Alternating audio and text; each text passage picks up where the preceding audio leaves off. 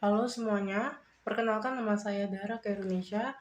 Di sini saya dan teman-teman saya dari kelompok LIOP akan mempresentasikan tentang nama kelompok kami. Di slide selanjutnya adalah anggota dari kelompok kami, dan di slide ketiga adalah biodata dari LIOP. Liu Bei memiliki nama kehormatan yaitu Xuande dan lahir pada 161 Masehi, meninggal pada 223 Masehi. Ayahnya bernama Pangeran Chong Sanjing dan istrinya ada Nyonya Kan, Nyonya Mi, dan Nyonya Sun. Anak-anak dari Liu Bei yaitu Liu Fang, Liu Chan, Liu Yong, dan Liu Li. Dan cucu dari Liu Bei adalah Liu Chen, di mana Liu Chen adalah anak dari Liu Chan. Dan selanjutnya adalah penjelasan tentang siapa sih Liu Bei itu. Liu Bei adalah seorang tokoh terkenal di zaman Tiga Negara. Ia lahir di Kabupaten Chou, sekarang di wilayah Provinsi Hebei, merupakan keturunan dari Liu Shang, Raja Qing di Chongshan, yang merupakan anak dari Kaisar Qing dari Han.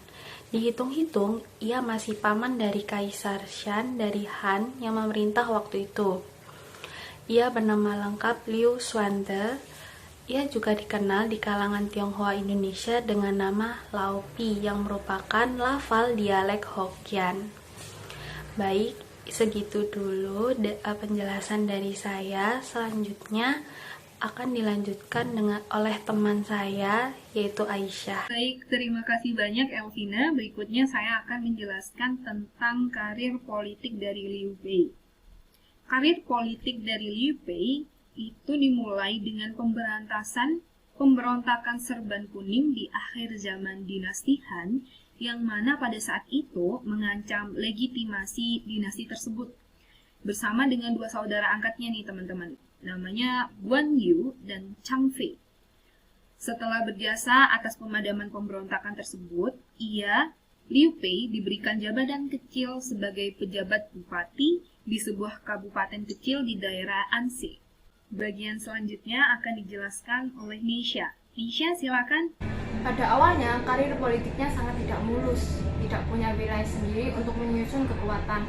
Ia bahkan sempat mencari perlindungan dan menjadi bawahan-bawahan kekuatan-kekuatan lainnya pada masa tersebut, misalnya Tao Chen, Yuan Shao, Lu Bu, Cao Cao, Liu Biao, dan terakhir Liu Zhang, yang kemudian menyerahkan prefektur Yizhou kepadanya sebagai tempat menyusun kekuatan. Keberhasilan Liu Bei di kemudian hari adalah karena munculnya orang-orang di sekelilingnya yang membantu dalam banyak hal, seperti Zhuge Liang dan Pang Tong di bidang sipil, strategi dan politik, Guan Yu, Chang Fei, Ma Chao, Pang Chong, dan Chong Yun di bidang militer. Baik, terima kasih untuk kesempatannya. Saya Anissa akan melanjutkan materi. Setelah menguasai prefektur Yizhou dan Hanzhong, ia kemudian memaklumatkan diri sebagai Raja Hanzhong. Di tahun 221, setahun setelah Cao Pi memaklumatkan diri sebagai kaisar, Liu Bei juga memaklumatkan diri sebagai Kaisar Han Lieti.